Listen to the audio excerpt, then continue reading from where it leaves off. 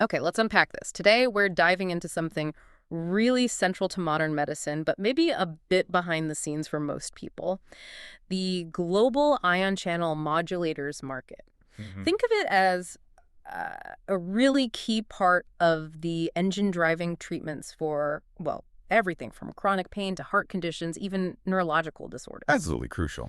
So, our mission today is to slice through the data, pull out the key insights from the latest market analysis. We want to give you a clear, quick understanding of where this market is, why it's so important, and, where it's likely heading over the next 10 years or so. And what's really fascinating, I think, is that direct link you mentioned.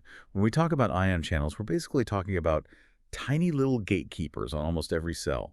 They control electrical signals, nerve impulses, muscles contracting, even your heartbeat. Like little switches. Exactly. And these modulators, they're the compounds that sort of fine-tune those gates, Hmm. open them, close them, change the timing. So yeah, looking at the money side, the revenue and growth, it's not just numbers. It gives us a window into like the cutting edge of therapy development. It shows where the research and investment are really focused for a whole raft of diseases. It's foundational stuff. Totally foundational. And those numbers, the foundation, that's where we start.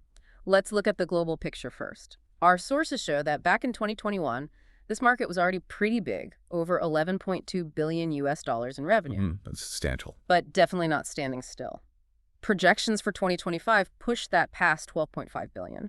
And then looking out further to 2033, we're seeing a path towards almost 16 billion US dollars globally. Wow. And this isn't just a wild guess. It's based on a steady compound annual growth rate, the CAGR, of just under 3% for that whole forecast period. So 2.917% to be exact. Right, and putting that nearly 3% CAGR into perspective, Hmm. well, for a market already north of 11 billion, that's robust. It's really solid. It tells you there's consistent high demand and a continuous stream of innovation. It's not just a flash in the pan then. Not at all. This is sustained expansion. It means science keeps finding new ways to target these cellular gates, and companies are getting those therapies to patients. This growth is really driven by the need for better treatments for things like chronic pain, heart problems, respiratory issues, loads of neurological conditions where these ion channels are key. It just highlights how vital these modulators are for, actually improving patient outcomes everywhere. That global upward trend is really clear, but the global picture is always made up of lots of regional stories, isn't it? Exactly. So what happens when we break it down? Where's the growth actually happening, and are there places that are moving faster than others? That's the key question, I think. Because of the regional differences, that's where you see the underlying dynamics, the drivers, the emerging hotspots. Okay, so let's zoom in. Where are different parts of the world fitting into this? No huge surprise, maybe. North America is still the dominant player. The powerhouse. Yeah. Sources show that in 2021, it accounted for over $5 billion. That's nearly half the global market right there. And it's projected to stay strong, growing to over 6.8 billion by 2033. The CAGR there is around 2.55%, solid. And yeah, within North America, the U.S. is obviously the main engine. It just drives most of that revenue. Yeah. You've got massive R&D, sophisticated healthcare systems, high adoption rates for new drugs. It's projected to hit over $5.3 billion by 2033 on its own. Ah. That U.S. leadership, it's, pretty typical in these advanced pharma markets. A Yeah. strong ecosystem for development and access. Definitely a familiar pattern. But it's not just the U.S. story in North America, which is kind of interesting. Canada, for example, it's a smaller market overall, sure, but its growth rate actually projected to be a bit higher than the U.S. Oh, really? Yeah, its KGR is pegged at over 3.19%. That's quite a clip, starting from around 600 million in 2021. And Mexico is contributing solidly too, looking to reach over 611 million by 2033 with a 2.7% CAGR. But that higher Canadian growth specifically, it does make you pause and think, right, what's driving that? It absolutely does. And it's those kinds of nuances that give you the real picture. Canada's faster growth, outpacing the U.S. rate. It suggests some specific factors at play there. Could be, maybe, healthcare policies favoring access to these kind of advanced treatments, or perhaps targeted investment in certain therapy areas where these modulators are really important. Or maybe faster diagnosis. Could be. Or maybe reimbursement policies have expanded. It just shows that even in established regions, different national strategies and market conditions create these distinct growth paths. Okay, let's cross the Atlantic now. Let's look at Europe, another major well-established market. Over $2.2 billion back in 2021, expected to grow to nearly $3 billion by 2033. The overall KGR for Europe is around 2.44%, so still significant, but growing a touch slower maybe than North America overall. Right, and Europe is, well, it's a real mix when you look closer. Germany, for instance, really stands out. Strong performance there.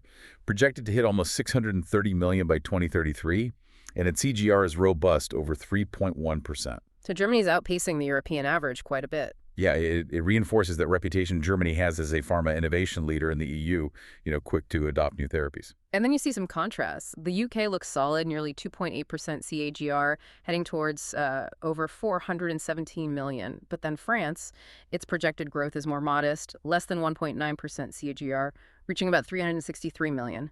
And Russia shows the slowest growth in Europe in this analysis, just 1.17% CAGR, only getting to around 154 million by 2033. What could be behind such different speeds across, a fairly connected continent? That really does raise an important question. The variation within Europe is fascinating. For a country like France, that more modest growth, maybe stricter regulations, or perhaps specific national health budget choices. Could even be a more mature market in this specific area, less room for really rapid growth. Possibly. And Russia's much slower rate. Hmm. That could be linked to a whole range of things. Economic factors, healthcare funding constraints, maybe challenges getting new drugs into the market, or just different strategic priorities for their own pharma industry. These numbers, they really reflect that complex mix of economics, policy, and how quickly innovation gets adopted in different places. Market growth just isn't uniform, is it?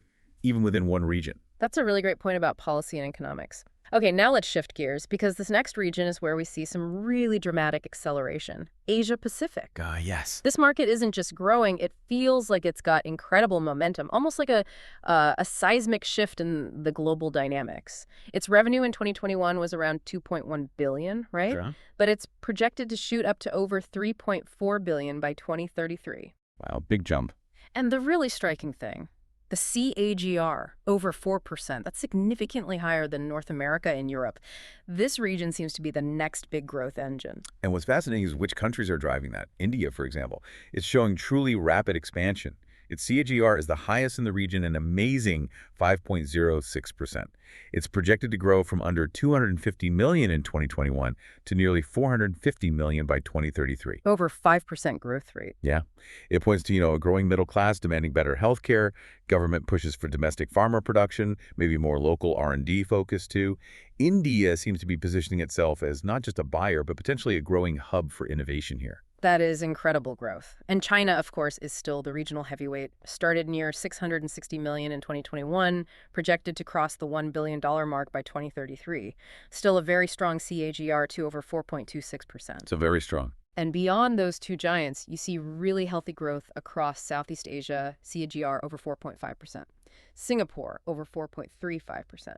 Even Japan, which you might think of as a more mature market, is showing a decent 3.34% CAGR, growing to over 463 million. It's the collective strength here that's really impressive. Absolutely. That widespread strong growth across Asia-Pacific suggests, well, major investment in healthcare infrastructure, for one, but also just rapidly rising demand for more advanced treatments. As these economies grow, as healthcare access and insurance improve, the need for sophisticated drugs like these ion channel modulators just naturally goes up. This momentum really signals a fundamental shift in the global market picture, cementing Asia-Pacific's role as like a primary driver for the future of this whole sector. It's where economic growth and health awareness are really intersecting powerfully. Oh, okay, so beyond the established players and the fast accelerators, we also need to look at the emerging regions, South America, the Middle East, and Africa. They might be smaller markets now, but they show healthy, promising growth too, future potential there. South America, for instance, just under 785 million in 2021, but projected to top 1.1 billion by 2033. That's a solid 3.17% CAGR. And interestingly, within South America, Argentina actually shows a particularly strong CAGR, over 3.6%, Brazil still leads the region overall, though. Interesting about Argentina. Yeah. Then the Middle East started around 550 million in 2021, projected towards 800 million by 2033 with a 3.1% CAGR. Here, the UAE is showing strong growth, over 3.6% CAGR, with Saudi Arabia leading the regional market, and Africa just over 500 million in 2021, projected to hit over 722 million by 2033. The CAGR there is 2.6%. South Africa leads the continent with a robust 3.24% CAGR, and Nigeria is contributing significantly as well. So if we connect that back to the bigger picture, these regions, yeah, they're smaller in terms of current revenue compared to, say, North America or Europe, but they show real promise. Their growth rates, their GGRs are often right up there with the global average, sometimes even higher, like we saw with Argentina and UAE. That's the key takeaway, isn't it? I think so. It signals growing healthcare infrastructure, better access to modern medicine, and, an increasing focus on tackling the health issues specific to those populations. This expansion is just vital for improving global health equity, and it definitely points to significant future market opportunities. As these economies keep developing and investing in healthcare, is where we might see some really profound impacts on people's health in the coming years. Okay, so let's try and synthesize all of this, bringing it all together. Okay. What does this deep dive into the ion channel modulators market really tell you if you're someone curious about global health or medical innovation trends? Well, first, we're seeing a market with consistent, solid global growth, right? Anchored by that steady, almost 3% CGR. Yep, robust foundations. Second, Asia-Pacific is clearly the strong growth engine right now, driven by huge expansion in India and China, plus dynamic growth across Southeast Asia. That's a key shift. Momentum is there. Meanwhile, North America and Europe, they still hold very large market shares. They're the established leaders, holding their ground through innovation and existing infrastructure. Still critical players. And finally, don't overlook the healthy, promising growth across South America, the Middle East, and Africa. It signals really important developments in healthcare access globally. You've summed that up perfectly. And I think it's crucial to remember, these numbers aren't just abstract figures on a spreadsheet. They're a direct reflection of the critical and growing role these ion channel modulators play in healthcare innovation, in therapeutic advances. The market's growth, its regional shifts, it's all tied to that fundamental universal need for better treatments for so many diseases affecting people worldwide. It really underlines how medical progress, economic investment, market development, and ultimately human health are all interconnected on a global scale. It shows how science, backed by market forces, translates into real benefits for patients. It really does. This whole look at the ion channel modulators market, it just shows how global health is shaped not only by amazing science, but also by these powerful economic currents driving adoption and access. And as these numbers keep climbing, especially with that dynamic shift towards Asia Pacific, it really makes you wonder, doesn't it? What incredible new therapies might be just over the horizon fueled by this growth? And how might they change lives, maybe our lives treating conditions in the next decade that seem really challenging today? That continuous evolution, the expansion of this market, it just highlights how dynamic medical science is and how far its reach extends globally now. It really shows that knowledge is most powerful when it's understood, shared, and actually applied to make people healthier. Well, we hope this deep dive into the numbers and the stories behind them gives you a much clearer picture of this really vital sector, and maybe it sparked a few more questions for you to explore on your own. Until next time, keep diving deep.